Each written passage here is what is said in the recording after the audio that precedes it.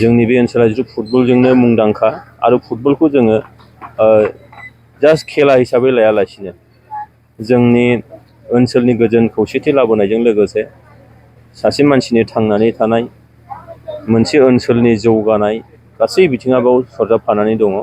बेखायनो जोबोद बिथांखौ साबायखर जासिदों।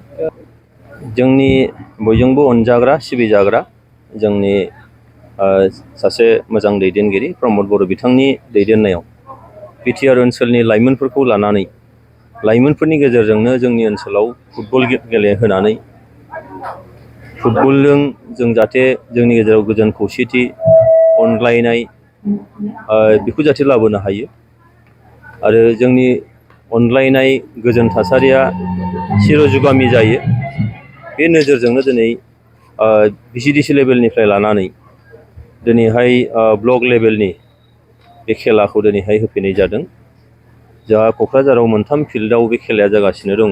दिनै जोङो बे सालाकाथिनि सिङाव थानाय थारंगुरि बेयाव बे खेलाखौ नैथि साननि थाखाय मैयानिफ्राय जागायबाय, दिनैहाय नैथि सान। थ' बेयाव जोङो बेखौनो बुंनांगोन जे जोंहा गोबां भिसिडिसिनिफ्राय लानानै जेरैहाय 3,700 बारा टिम बेयाव जयनिं जादोंमोन आरो फुटबल गेलेगिरि हिसाबै गासै 70,000 गेलेगिरिफ्रा बेयाव डाइरेक्टलि इनभल्भ जादों। बेनो जोंनि थाखाय जोबोद मोनसे गोग्गाथाव आरो थुलुंगाथाव बाथ्रा जे फुटबला जिथु जोंनि देहाखौ जोङो राफोद खालामो, मेलेमखौ राफोद खालामो आरो समाजखौ गोख्रों खालामो। दा बेनिखायनो जोंनि साफ्रोमबो सुबुंफ्रा, लाइमोनफ्रा देहा मेलेम गासैबो बिथिंजों राफोद जानानै समाजखौ जाहाथे राफोद खालामनो हायो, जोंनि बे बिटिआर ओनसोलखौ राफोद खालामनो हायो, जाथि माहारिफोरनि गेजेराव गोजोन खौसेथि अनलायनाय सिनायलायनाय मोजां मोनलायनाया जाहाथे फैयो आरो बियो अराय समनि थाखाय गोजोर जायो। बे नोजोरजोंनो नैबे CM काप 2025 बेखौ होनाय जादों। बेयाव बाहागो लानो मोननानै जोबोद गोजोननाय मोनदों आरो CM सारखौ जोङो जोबोरैनो साबायखर जासिदों बेबायदि थासारिखौ लाबोनानै होफैनायनि थाखाय। जोंनि बे ओनसोला जिथु फुटबलजोंनो मुंदांखा आरो फुटबलखौ जोङो जास्ट खेला हिसाबै लायालासिनो जोंनि ओनसोलनि गोजोन खौसेथि लाबोनायजों लोगोसे सासे मानसिनि थांनानै थानाय मोनसे ओनसोलनि जौगानाय गासै बिथिङा बेयाव सरजाबफानानै दङ। बेखायनो जोबोद बिथांखौ साबायखर जासिदों।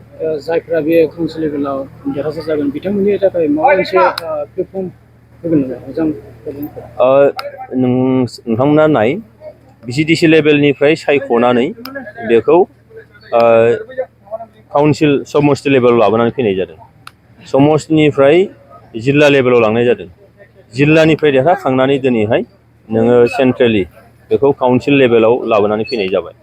दा होमबा बियो सासे गेलेगिरिफोरनि थाखाय जोबोद मोनसे चान्स जे गावखौ मोजां गेलेगिरि हिसाबै फसंनायनि आरो बिनि गेजेरजों जोंहा जिथु दा दुरान्ड काप जागासिनो दङ, फारसेजों जोंहा बड'लेण्ड FC जोंहा दङ, जायनि गेजेरजों जोङो बड'लेण्ड FCआ नेसनेल लेभेलाव गेलेहैखांबाय।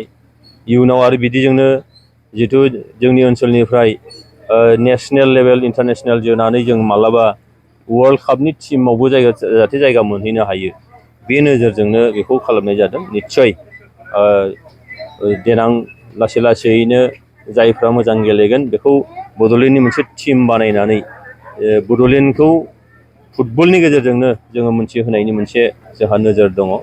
आरो जिथु दाखालि प्राइम मिनिस्टारनि मन कि बात, बे मन कि बातआवबो प्राइम मिनिस्टारा जोंनि गेलेगिरिफोरखौ रायखांदों। जोंनि CM काप बेनि थाखाय देरगाथाव बाथ्रा। थारैनो नैबे खेलाया फुटबल खेला बा टुर्नामेन्ट हिसाबैल' नङा, कम्पिटिसन हिसाबैल' नङा, बियो जोंनि ओनसोलखौ बायजो मुलुगाव बेयाव गोजोन थासारिया फैबाय, सुबुंफोरा लाइमोनफोरा जौगानायखौ लुबैबाय, गोजोन खौसेथिखौ लुबैबाय आरो बेजों नेसनेल लेभेलाव मोनसे फकास खालामनो हानाय जोंनि ओनसोलखौ, बे निस्सय जोंनि थाखाय गोग्गाथाव बाथ्रा।